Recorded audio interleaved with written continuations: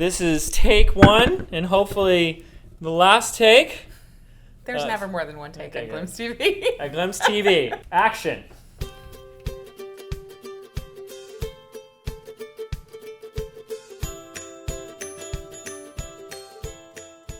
Hi, welcome to Glimpse TV. I'm Kate Northrup, and I'm really excited to be here with my friend James Wedmore. Are you really? I am. Are you just saying that? No, I'm not just Okay. saying that. Thanks for coming on my show. Well, it's so In your ironic. office. I know. Thank you for coming on my show. You set up. I mean, I was just working, and you started pressing record. Like, okay, I'll sit in the show. James is well known as a video marketing expert, and he actually taught me quite a bit about how to use video. You were on my Creative Live show. I was a guest in the audience on his Creative Live show, and I learned a lot. And I want you to know that with Glimpse TV, every time I put out an episode now, I do my keyword research, and I do the title the right way, and I do the tags the right way, and I never did that before. Yeah. And it makes a huge difference for my views. Yeah. Isn't that amazing? It's amazing. The little extra stuff that we all... Little extra stuff. So if you're doing any video stuff and you haven't checked out what James has to say, you should do that. But I actually don't want to talk about video marketing today as much. Yeah. I kind of want to talk about just like how you run your business, because I think it's kind of remarkable. And I do. I really do. And James runs his company very much from the perspective of incorporating left brain strategies and right brain strategies, or masculine and feminine, if you will, or like practical and manifesting. So how did you first get into learning about magic, manifesting, whatever you want to call it? My mom and sister are very into that stuff. And so in 2006, I got a book called Ask and It Is Given by Abraham Hicks. Great book. And like 3 pages in, it's like, so we started channeling this being, and it threw me, and I just took it and I threw it in the trash. I'm like, don't ever give me any junk like that ever again. And actually this summer we're going, fast forward today, to do a jump cut. We're going on the Abraham Hicks cruise as a family. No, you are not. And Stop Chelsea, it. my fiance, is going. Me? It's in Alaska. We're going to do some crazy manifesting. That's actually super fun. So a lot has happened since then. Yeah. But it's a lot of really cool stuff. And there's so many little stories that for me are so exciting because they gave me proof. I grew up artistic and creative, but I also grew up with a very scientific left brain. Yeah. I needed the proof, I needed the data. Plus, you're a guy, like, you're just like, come on, this is BS stuff. And it just, I said, but who am I to tell? Just because it's not in a textbook that we read in school, the dumbest thing we can do is assume that, that must not be true because I didn't learn it when I was in high school. The first 18 years of my education, I didn't get it in that. Right. So it must not be there at all. And a lot of things started happening that showed me proof and examples. And like one was when I had no money to my name, and I think I've told you this story. I like it. And they want to hear it. Okay. Well, I wasn't not gonna tell. Okay, I'm just I was warning like, you. I was just and it was my girlfriend at the time. Her birthday was coming up, and I wanted to get her tickets to a Tony Robbins conference. That's something she wanted to do. I wanted to do it, and I called them up. It's $1,000 to go to UPW, and I had. Not enough. I had about $500 in my bank account at the time, and I said, do you do payment plans? And the person literally laughed at me. They said, no. It's one-time $1,000 for 2 people. Like, no. Like we can split it up on cards, but you got to pay in full before we give you a ticket. And so I said, okay, let me see what I can do. And I looked at my bank account, and I just had a charge go through for something I had not even thought about, and I was literally down to less than $1 in my bank account. And I just remember saying, if all this stuff that my mom and my sister have been telling me works, if it really works, then now's the time to do it. And I said, and it was so easy because I said, this isn't about me. This is about my girlfriend. This is about making her happy on her birthday. This is what she wanted. The event was on the same weekend as her birthday. And here's what was like the first trigger that made it all work for me was I had been focusing on the money. It's $1,000, so I was like, I need to work this many hours to get $1,000 so I have the money so I can buy these tickets. And I just let go of that. I became detached from the way in which the result would show up and just said, we're going to be here, and this is it, and it's happening. And 2 days later, I was playing tennis with an old friend, and we're playing, in the middle of a match. We talk while we catch up while we're playing, and so I got this great backhand. And she's like, naturally. So she goes, what have you been up to? And I was telling her what I'd been working on, a business project at the time where we were offering video services for business owners. This is years ago. This is like 2009. And she goes, ooh, I want one. I'm like, great, yeah, let's set something up. I'd love. And she's like, would you do one for me? I was like, absolutely, of course. How much? And before I could even tell her how much, she said, I'll give you 2 tickets to Tony Robbins for it. And I just dropped and I get chills even hearing that now. And I dropped my racket, and of course she won that serve. And I was like, what did you say? And she's like, I know. She's like, Tony Robbins is going to be in Long Beach in 2 weeks. And I'm like, I know. I'm trying to get tickets. She's like, I know a guy, because she used to work with Tony Robbins like years ago. She's like, I know a guy. He's my rep. And he books tickets. And he's like, I'll get you 2 tickets if you'll do this video for me. And 2 days later, I had her video done, and she gave me 2 tickets, and we were there at that event. And I was like, there's something about this. So it was really detaching from the how it was going to happen, yes, and knowing that it was going to happen. Yes, and also, especially for things like money and what you want for yourself, that can be, like some people have all their stories about like what they deserve and whatnot. So I knew I had my story. So the moment I made it about somebody else that I cared about, it came in like that. That's so good.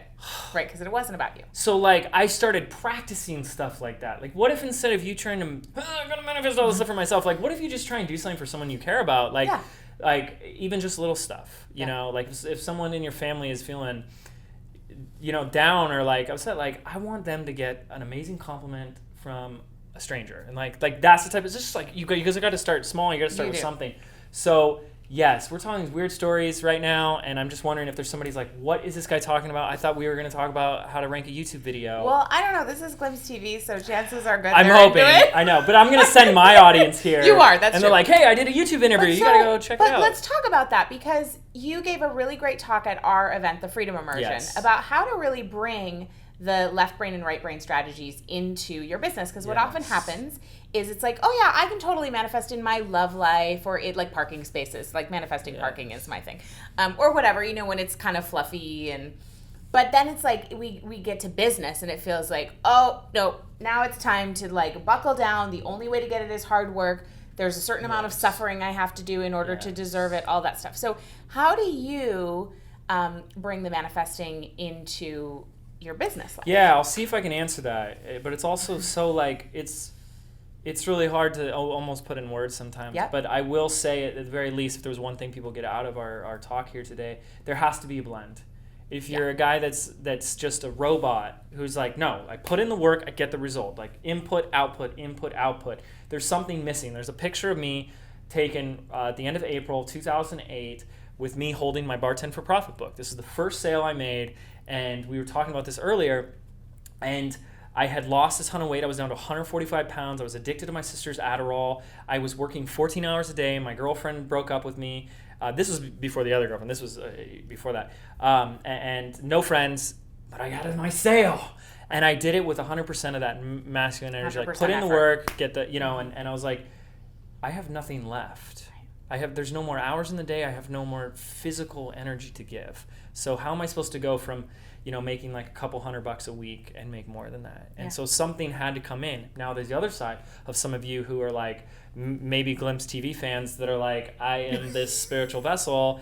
And, there is the quote, what is it? Like, I'm a spiritual being having human experiences, which is like, oh, awesome. We love hearing that, because it's like, yeah, especially if you're like really spiritual. But then you have to say living in a mechanical world. Right. Like, we can't forget that last part. Right. This table may not be real, but if I, drop it on my head, it's still going to hurt me.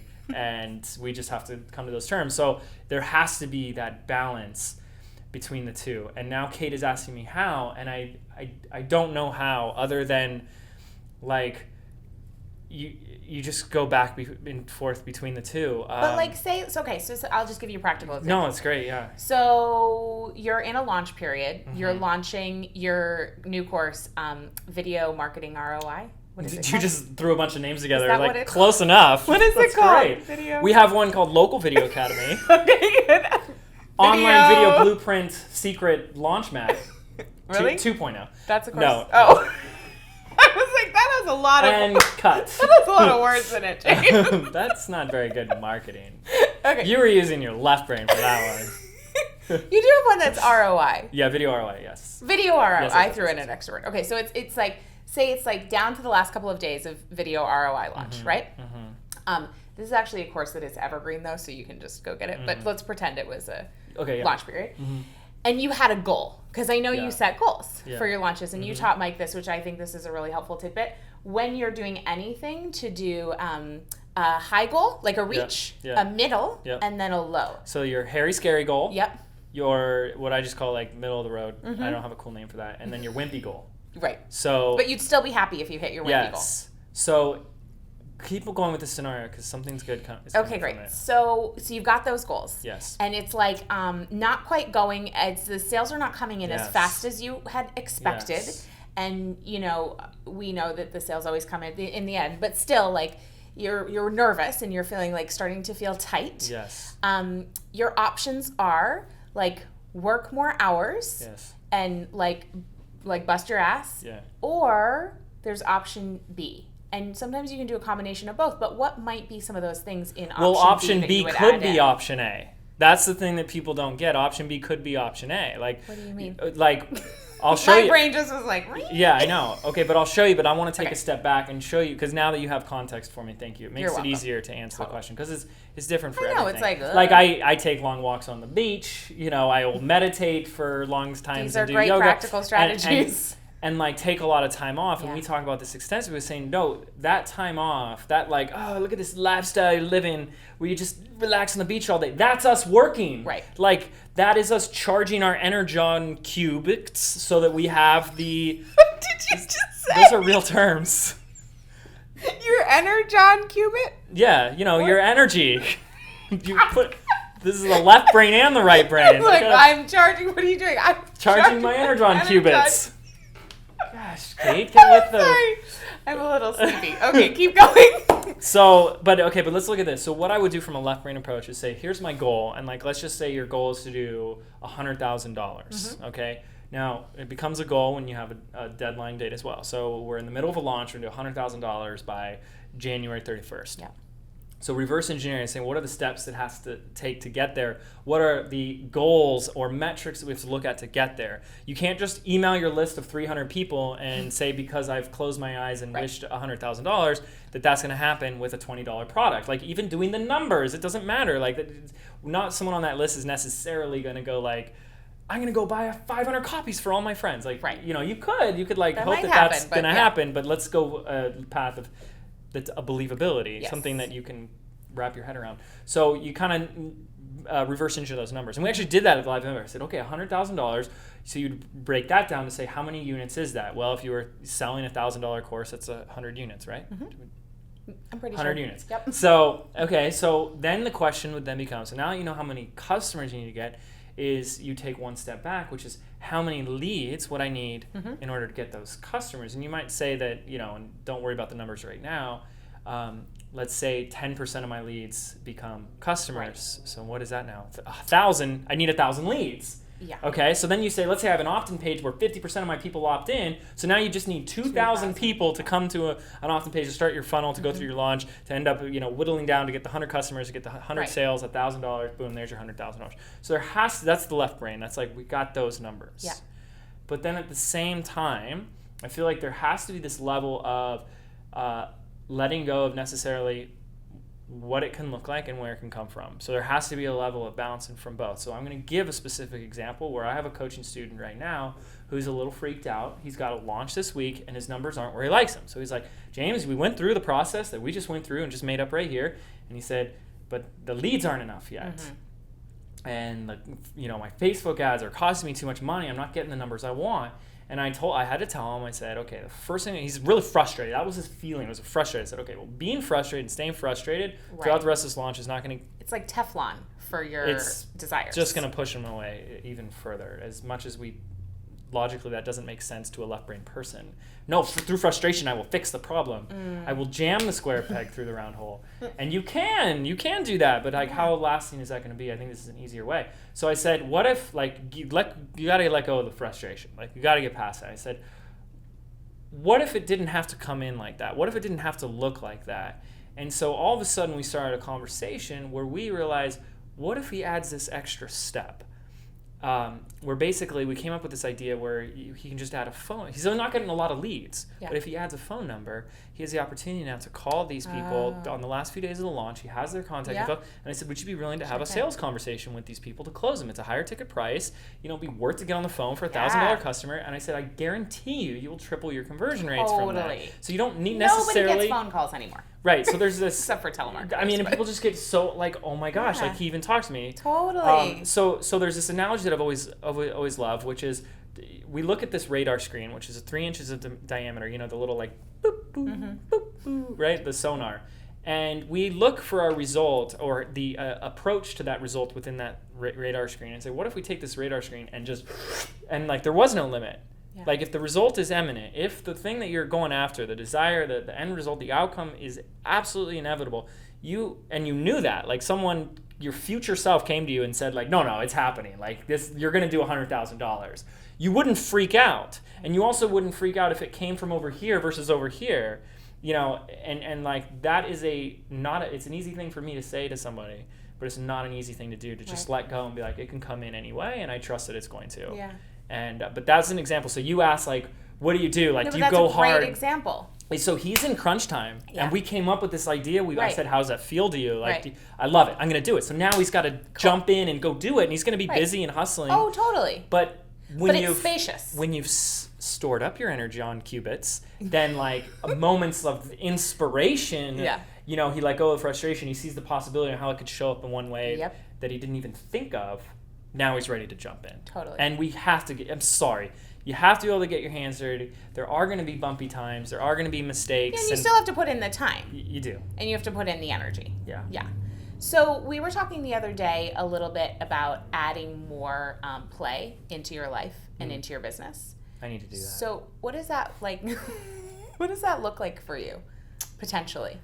How do you like? I will say something about play James. Into the business, or you really. I will just say this: like you seem to really have fun. Like when you talk to me and Mike about our business and strategy and sharing what you're doing and like talking conversion rates and webinars and like you get so excited about your student success, which is awesome, and you get so excited about teaching, and you get so excited about those things. So it seems like you have a lot of fun with your business to begin with. Is that true?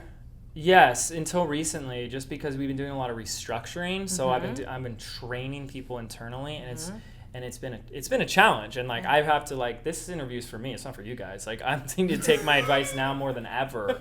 And like I love hearing myself say some of this stuff because I'm like, oh, this is good. I should probably watch this interview. I'll send it to you. Thank you. Oh my gosh, thank you. And James, I just found this interview. I think you're going to find it really helpful. This guy's so smart. But here's why: there's a difference between an entrepreneur and someone with a glorified job where they're wearing a bunch of hats, and then a CEO of a company. And I'm trying to shift out of that in a lot of respects to the CEO level. That's really hard for me because I don't enjoy that. I don't like to be in meetings all day and conference calls and just building out steps for other people and managing them versus me just like playing in the business and like creating and doing and being very hands-on. So when I'm hands-on, a lot of it is like, what do I feel like doing and what do I enjoy doing, and then I just do it. Right. And so playing in the business I think is very important, and for video it just never gets old because it's such a creative outlet that we can just goof off and have fun. But I think whether somebody's doing video or not, it's really important. Like you were sharing with us today, back in the day, you used to have this newsletter for his bartending business. We should have brought that. Called The Watering Hole. And like one of the creative ideas that you did is every month in the newsletter, there was an article in there that was written by your dog Skippy. And R.I.P. Skip. Right. Thank you, Skippy. But there are creative ideas like that. So it's like, okay, well, I have to write this newsletter. But you don't have to be a robot about it. Like, there's always ways to bring in... Oh, totally. So I see what you're saying. Okay, yeah, much more the creativity. I mean, and YouTube just lends itself to that for me. It's begging for that. And I actually don't find myself that funny or creative. I just, I'm a connoisseur of it, and I can see it and identify it in others, and I'm like, I'm going to take a piece of that, I'm going to take a piece of that. Right, so you bring it together. So if anybody is saying, I'm not funny, I'm not creative, I'm not that this, someone is sitting there saying, I'm not outgoing like you, James, then you don't know me, because I'm not outgoing at all. At all. This is easy, because it's just a piece of plastic, it's just a little lens. Right. So, but it's a momentum. Like, you can go find my old videos. You can go find stuff I used to do. And, like, I just keep finding what I love doing more and just keep doing more of that. And less, you know, I'm a huge fan of outsourcing. And I found out after teaching a course on outsourcing and then teaching my team how to outsource, I'm just really good at outsourcing. Maybe it's because I used to do it all myself and just said, these are the parts of the business I don't enjoy doing anymore. So I will give it to somebody else so they will do it. Yeah, like action step. Make a list of the things that you do that you don't enjoy doing. And make sure someone does them so you don't ever have to do them again. So your business can stay fun. The problem is there's so many things in the business that I enjoy that like I want to do that. Right, and totally. That's where I'm struggling right now is I'm letting go. It's like my kid is going off to college and I have to say goodbye in a lot of ways and let other people, you know, trust in his growth. And it is hard. Yeah. But it's so worth it because on the other side of that is freedom. Which is like, what do I do with the time? And that scares me right now. Totally. So freedom isn't always a good thing. No, empty space can be serious. Yeah. Okay, so I do have 2 more questions for you. Fantastic. One of them is, what are you doing right now that you're scared of, but that you're doing anyway? Exactly what I just started describing. I'll just go into more imagined. detail, which is basically in a sentence up-leveling my business, which means I've brought on a lot of people, and I am moving more to a CEO team leader role, and it is scary both because your costs go through the roof. I don't want to say through the roof. Okay, let's soften that language a little bit. That's a great example. Yeah. That is not a good affirmation, James. No, like costs aren't going through the roof. I have like 12-foot ceilings. That was funny. That was. Because they're like 15 feet ceilings. Mike, get the tape measure. This is gonna bug me.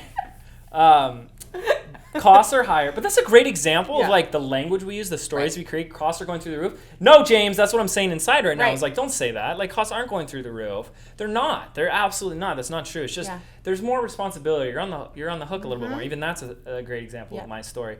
But that's what's scaring me right now, mostly because here's how I was running my business 6 months ago, like to $1 million. Like I got to the $1 million a year point, and Congratulations. Thank you. I was a kid playing on the computer. Like I wake up in the morning, get in my feeling good mode, like maybe do a workout, maybe meditation, maybe do some yoga, and I'm like, what do I want to do? And it's like open up the laptop and it's like, I can do anything I want. I can make a YouTube video right now. I could do a webinar and sell something. Like I could create a new product. And now it's like I got a whole team of people that are like looking to me like, what are we doing? And I have to like say it, and then we have to do it, and we have to like map out quarters, and like we have to look at a calendar for the next 6 months, and then you're like, oh, I got to do this today. I'm like, I didn't really want to do that. So that's what I'm going through, and it's challenging, and I miss the days where it was just a kid and his video camera. And do you think you'll get that back?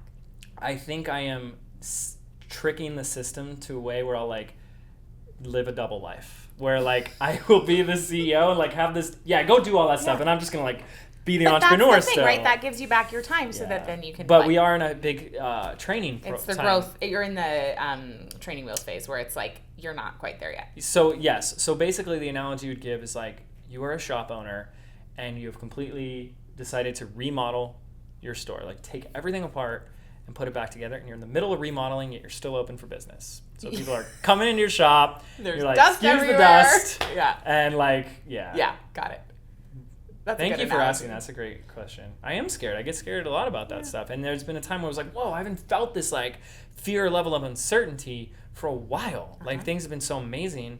Last year was like this like huge year. So it was like, okay, I'm either gonna like stick at this and like, you know, just play that safe, or like see what else I can do. Or get uncomfortable again. And I'm uncomfortable. Yeah, that's great. And it's not just this chair. There's, I don't know, director's chairs are... Anyway, okay, and then the last question is, when do you feel the most free? When do I feel the most free? So when I'm surfing is a big one. And then I would have to say when I'm working. Nice. Yeah, but like doing something that I chose to do. Right. Something that's like inspired work, which is not necessarily like creative in the terms that people think like, oh, writing. It's like, no, like building a sales funnel, you know, or like working on webinar slides or something, or working on a sales pitch. But it's like, yeah, like that's when, and it's like, oh, and there's no deadline. There's no one waiting for it. There is no commitment out into the world. Like, those things are very important. Like, we're doing a webinar tomorrow, and you mail everybody, or Totally. like, we're doing this next week, and I start feeling that pressure, you know. But that makes stuff happen. It does. Yeah, but it's like, a little bit of both. Yeah. So thanks, James. Yeah, thank you. So anything else you want to say? No, I just want to make sure, did we get something out through to people about, like, there is a left and a right brain side? Well, yeah, and I think that the piece about, you know, the radar screen and knowing that the best solutions often come from, you know, right, the definition of insanity is doing the same thing over and over again and expecting different results, right? So oftentimes we need to, and one of the things that you can do is, like, look outside your industry for how other things are going, or, like, you know, not always doing the same old thing and expecting it to. You just have to have both. The handprint of my hand hitting the forehead, like, just started going away. There was so many years of frustration and anger and just constant stress, and then there was like finally a tipping point or a switch where, like, everything became easy and a lot more effortless, and then that's when it flooded in, and it was like, you just want to tell everybody, like, start there, and it'll speed up the journey. But start with ease. You need the magic, but you also need the tools and the marketing and the metrics. Like, you just, I feel you really need. Well, and I think that the people who are running their businesses, bringing in both, are the ones who are really making amazing things happen. Yeah, for sure. So if you want to learn more about James, head over to jameswedmore.com. Definitely watch his YouTube videos. They're often hilarious. And subscribe. And educational. And definitely subscribe to his YouTube channel as well as his email list. And I think that's all we have for you today. I think it Thanks is. for coming on my show, James. Don't sit. You're in my studio. But it's my show. Thank you for coming on James Wedmore Studios today. Glimpse TV. Glimpse TV. Bye. Bye. That was awesome. Thank you. Oh, we got to do the thing where the camera plans back and we're like, so we're talking, blah, blah, blah. Blah, blah, blah, blah, blah.